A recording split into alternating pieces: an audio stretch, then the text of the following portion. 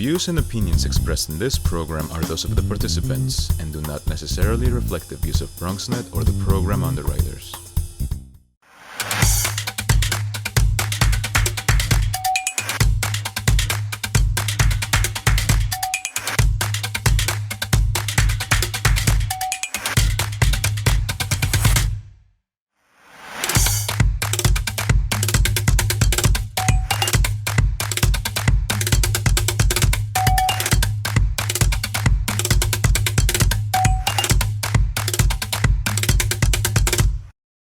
Hello everyone, welcome to a new love program. This is our 5th episode, and today we are here on Niño de la Caridad Foundation.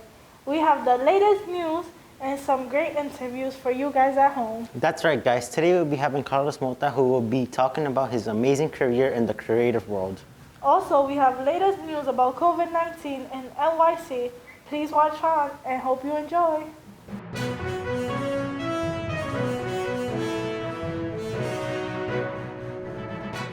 Hello friends, my name is Jocelyn and I have some COVID news that you should know about. Mayor Bill de Blasio said New York City is on the road to recovery.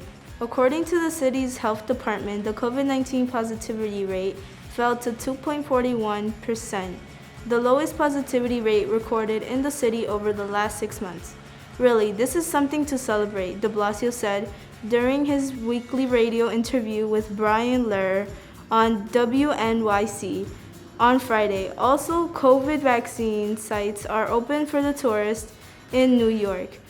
Tourists coming to the city can also get their shots, and that's just one part of the effort to get more people vaccinated. Mobile vaccination vans will be set up at popular tourist sites. We will be in Times Square, Brooklyn Bridge Park, Central Park, the High Line, a variety of locations, Mayor Bill de Blasio said. And for Broadway fans, Governor Cuomo announced that Broadway shows will be allowed to open again in New York City on September 14. Tickets are on sale since Thursday, May 6, with theaters being sold at 100% capacity.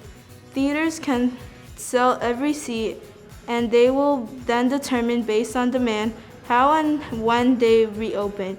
Now let's see what news Adriel has for us. Thank you, Jocelyn. On May 11th, the Brit Music Award took place in London. And in case you missed it, I have the full list of winners. Harry Styles won the category British Single with Watermelon Sugar. Dua Lipa took home 2 awards, the MasterCard Album Award with her album Future Nostalgia, and as female solo artist. The male solo artist award was for J Hus. Little Mix won the British group category. The award for Brits Rising Star was for Griff. The Breakthrough Artist Award was for Ardo Parks. Billie Eilish was the winner of the International Female Solo Artist category.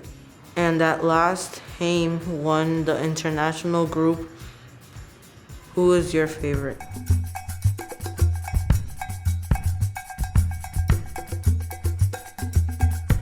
So today we are very grateful to have Carlos Mota with us. He's a creative designer and consultant with extensive experience in styling, interior design, product design, and advertising campaigns. We are excited to have the opportunity to talk to him.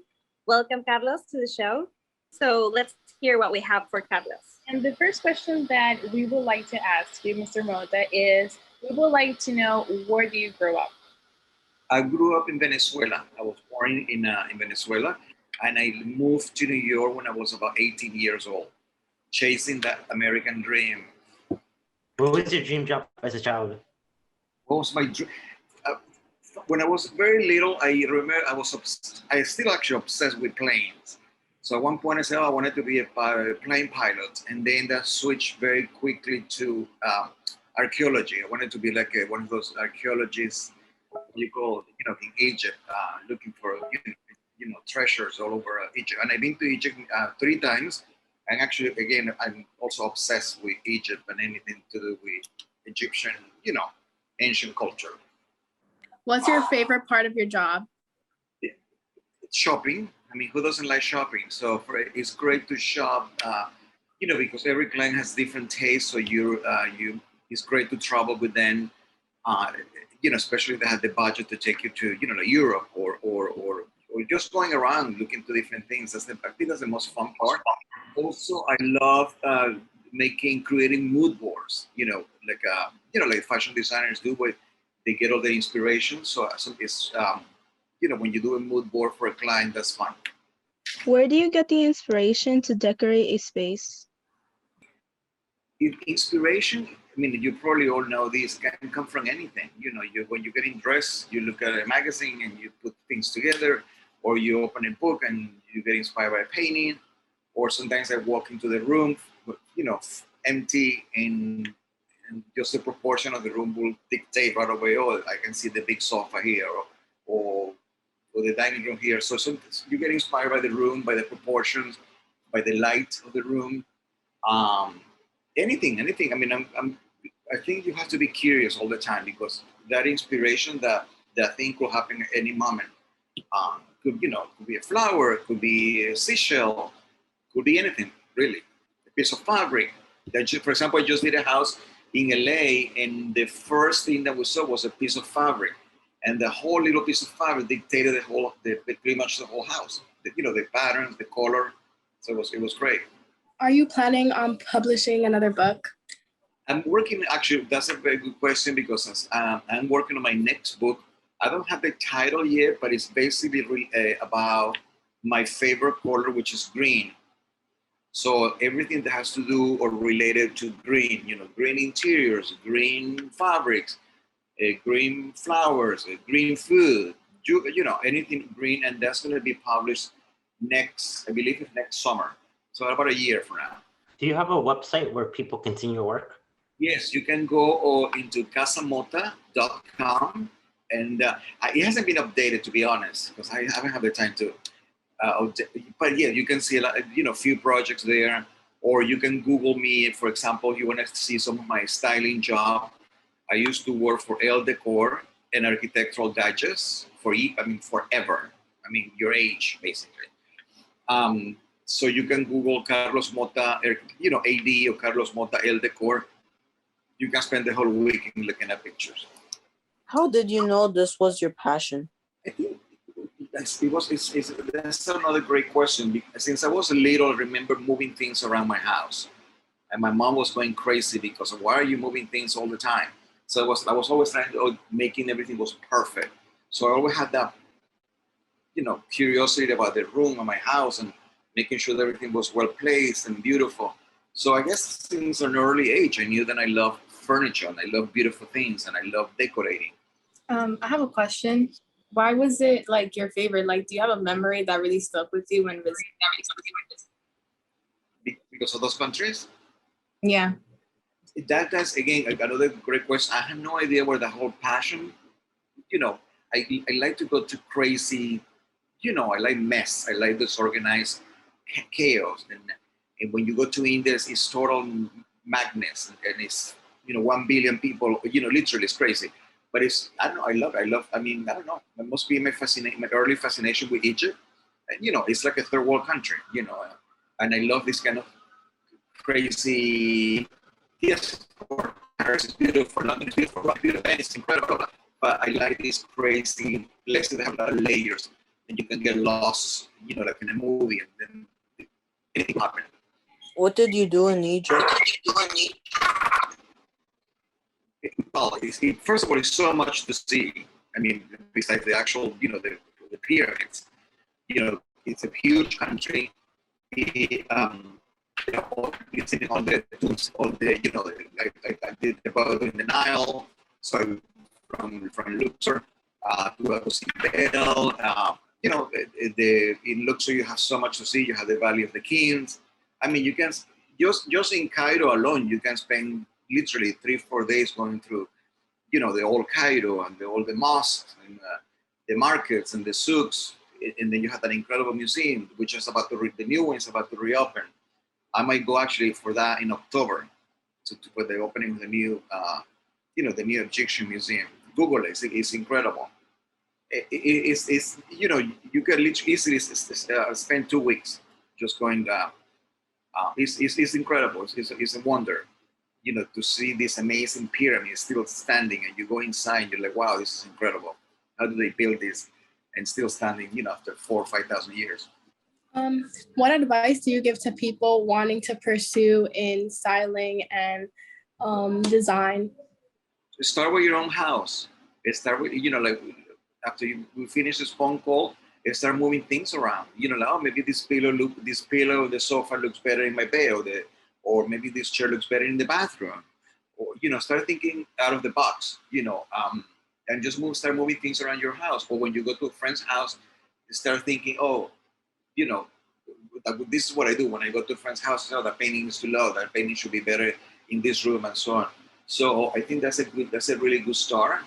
And then just looking at books, design books is a great, or YouTube videos on YouTube about design, and it's great. BBC, have amazing videos. Styling is wonderful. It's a great career. Who has supported you in your most difficult times? Who has supported me in my most difficult time? Me, myself, and I. Yeah, I have a very strong personality, and I have a very strong, I guess, inner center. Yes, I have wonderful friends. My friends are kind of like my family. My mother, both my parents are dead, and my sister lives in Mexico. My brother also lives in New York. So I don't have like direct, family, but friends. I have really great friends that I can count on, of course. And just, when something is crazy bothering me, I try not to think about it, which is really strange. I just switch my head and start thinking about something else. Do you have any words for the youth? I always repeat this many times. Stay and be always curious. Curiosity will take you to places, and have manners. Manners, for example, answer your emails quick, answer your texts quick. If you can write a thank you note, you'll be surprised how much you get further if you can, if you go to a dinner and then you send a text the next morning, or if you can send a note, a postcard, or just a simple note. It's amazing. People will remember that forever, and then you always be invited. And also be curious. I think curiosity is a key for anybody, for any career, because when you're curious, you want to see things, you want to move, you want to travel, you want to see movies, you want stay curious and try to find a passion, something that you really like. You like ceramics, then go and learn about ceramics. You like painting, you like gardening, you like flowers, you like horses, you like chickens. For example, right now I'm obsessed with chickens. Who knew? I'm obsessed with chickens. I'm collecting chicken. I read about chicken.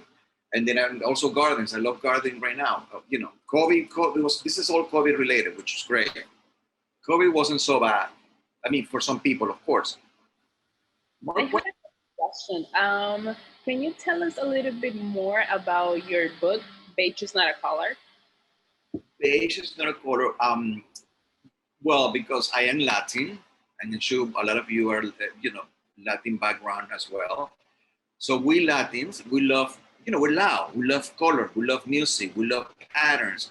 So I've been living in New York for 32 years, and it's still, I haven't lost, I love my accent. I don't speak English perfectly, and I love color. I mean, my interiors are colorful. I dress, right now, you could see my pants. I love color. So for me, this book was about exploring color, how color is like music. It's something global. You see color anywhere, in Miami, in Palm Beach, or in India, or in Paris. So it's a book about exploring color and basically telling people, don't be afraid of color. So when you look at the book, it's a lot of interiors and beautiful pictures of the rooms. that you, oh yes, you can paint the bathroom pink. It's okay. And then if you don't like it, you paint the, back to white. But I think you gotta try. It's colors is a very for me. Colors makes me happy. It's like a happy. It's like a happy pill. Thank you so much, Carlos, for your time. And maybe next time you can come and help us decorate the foundation. I actually talked to her about it. Yes, because I think you guys want to do an event or something soon. So I told her that I'd be very happy to help you guys with that. Thank you so much, Carlos. Thank you, guys. Students. Have a great weekend, everyone. You too. You too. Bye. You too. Thank you. Thank you too. Bye. Thank you. Bye. Bye. Have a great weekend.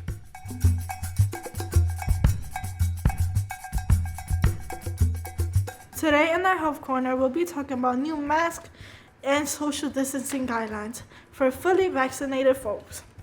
Governor Cuomo last week stated, if you are fully vaccinated, you are safe and you don't have to wear a mask outside and no social distancing. But if you are not vaccinated, you should keep wearing your mask and keep social distancing because we don't want to spread COVID-19 again. Masks are still required on public transportation and nursing homes and homeless shelters, correctional facilities, schools, and healthcare facilities across the state. As a doctor, what do you think about the new guidelines for vaccinated people? It is very important to understand that the CDC has taken all the measures necessary to make sure that we stay safe. So we have to follow their guidelines. They have data that support all the guidelines they've been giving us about wearing masks or not wearing masks or what to do if you're vaccinated or not vaccinated. So it's important that you follow their guidance. Up to now, thankfully, everything has been working well. We're doing much better compared to last year. Keeping up with the masks, with the guidelines of social distancing, cleaning your hands whenever is necessary is the most important thing that we can do to make sure that we stay safe and that we end with this pandemic. Who has to keep wearing the mask? All the patients that are not vaccinated need to still wear the mask. All children that are in school need to wear the mask. Every person that is immunocompromised, which means that their immune system, what works and helps defend their body against diseases, if it's not working well, that means you're at high risk to get infected. So those people need to wear a mask. And also there's some guidelines that are informing us that if you're in certain locations or private events, that you still need to wear the mask. How many people have gotten vaccinated in New York? In New York State, about approximately 18.9 million people have received 1 or 2 doses of the COVID vaccine. 8.78 million people have received 2 doses already, and that's about 45.2% of the general population here in New York State. Does the brand of the vaccine matter? There's different type of vaccines, and depending on the type of vaccine or the brand, you will need 1 dose or 2 doses. Also, there's vaccines like the Pfizer that you're able to give it at a certain age. Right now, you're able to give it after 12 years of age and above. And the Moderna, you can only give it after 18, as well as the Johnson & Johnson. So it's important to know what type of vaccine you're given so you know who to give it to and the interval that you're giving it to and how many you need. So Pfizer and Moderna, you need 2 vaccines, but the Moderna, you give it 28 days apart, the Pfizer 21 days apart, and the J&J just 1 vaccine. Do you know anybody who had a bad experience after being vaccinated? So I've vaccinated a lot of people between the clinics and in centers of vaccinations, and I've experienced, people have experienced some side effects, like especially like headaches and arm pain, maybe a little bit of fatigue, tiredness, that lasts about 3 days. I had one person that was very, very anxious and worried, and once we put the vaccine, he kind of became a little bit hypotensive and pale and almost passed out. But we gave him a little bit of water. We did some what we call basic life support. and then we gave the water, sorry, and came was fine after that. So actually that was the only effect that I had, or like kind of bad effect that I had in one of our patients in the clinic, but everything was well after that. If I want to travel, do I need to bring my vaccination card? There's no, right now, it's not mandatory that if you travel, you need to have the COVID vaccine card that they give you. There also, besides a COVID vaccine card, there is an app that if somebody wants to go in, they can check to see if you had your vaccine. You can actually check it yourself. So not sure what, I know they're working on some protocols. Not sure right now if it's when it's going to be mandatory to have your card with you, but it's always a great idea that if you had your vaccines, to have your card with you, just in case you need it anywhere you go. So that is actually a great idea. Do you have any recommendations for people who don't want to get the vaccine? So I would like to give the recommendation to people as and to the parents that to try and make sure that everybody does get their vaccines. The vaccine has been created to protect you from getting very sick or from dying from COVID. If you, let's say teenagers, kind of older teenagers that if you do not want to get pregnant, right? Just to give an example, and you're having, and I'm sorry it's a little bit strong, but you're actually have a boyfriend. What do? You actually use birth control pills to try to prevent from getting pregnant. That doesn't mean that if you use birth control pills, you're 100% sure you're not going to get pregnant. You will. You can get pregnant, but you still use it, right? Because you still want some sort of protection. The same way as they ask us to use our seatbelts, right? When we're driving. It doesn't mean it's not going to prevent you from having an accident, but you still use your seatbelt.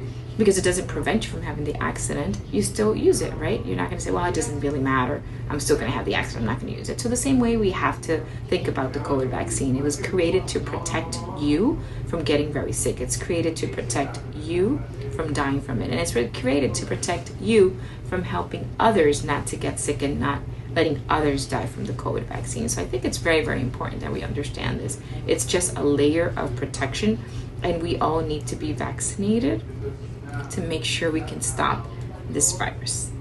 And to the youth that is out there, I just want to remind you that the ages that were comparing all the ages of since like birth until over 65, the rate of cases were more common on patients of 18 to 24 years of age. So you are the guys that really had the high incidence of cases. Now, my youth from 12 to 18 represent 22, even a little bit more higher than that, percent of all the new cases of COVID. Why? Because all the adults and elderly people have been vaccinated, and now it's coming towards all these new variants are coming to infect all the younger people. So I think the most important, more savvy thing to do is to make sure you protect yourself, because one of the great things is that you have a strong immunity. So if you have your vaccine, it will create antibodies, and we think that these antibodies are going to last for a long time, and your response is great. It's very strong compared to us adults or elderly people.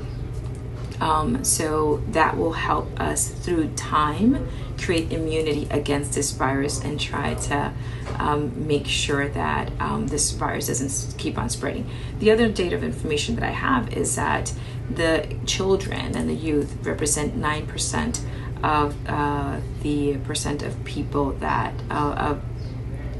infect their family. So it is important to know that you guys can't spread the virus to your families. Remember, we do live with elderly people, and they and most of the times older people, or above 40, their immune system, above 50 I would say, their immune system starts dwindling down, so they can't protect themselves as much. So you don't want to kind of have the virus because they're asymptomatic and then bring it to your home, infect your parents or your grandparents. So vaccinate yourself to help eradicate this pandemic and help save others people's lives. Okay? Bye.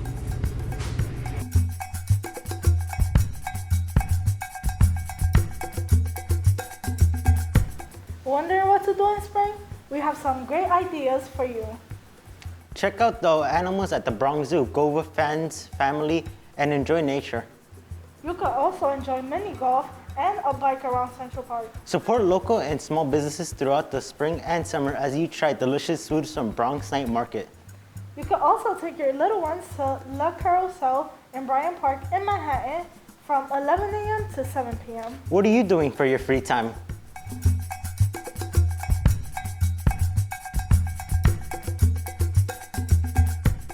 Hello friends, prom season is coming and there's a lot of parties going on. Today my friend Jocelyn will show you how to make a centerpiece with less than $10. To make your centerpiece, you'll need these materials. A container. It can be either clear a container or a wood box like this one.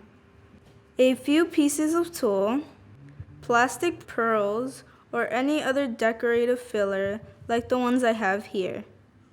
Flower foam, stickers, and plastic flowers.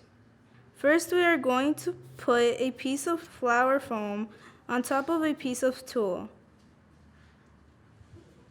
Wrap it and put it inside the container. Now, to cover the flower foam, we are going to decorate the sides with pearls and pine cones, or any other fillers you want. You can also add leaves. Now you can start decorating with flowers. With the stickers, I'm decorating the outside of the container. And now you know this is an easy way to make this centerpiece. Thank you for watching, and now you can make yours at home.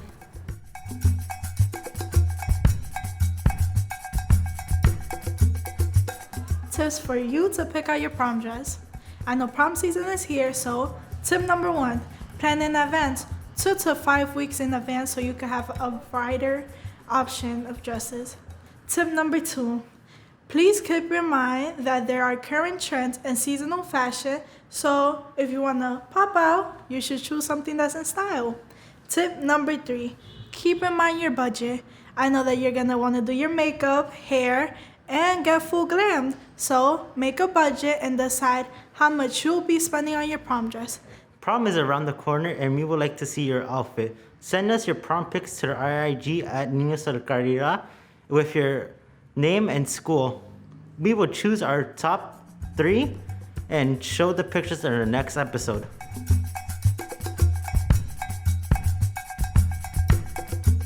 Thank you for watching, friends. Don't miss our next episode.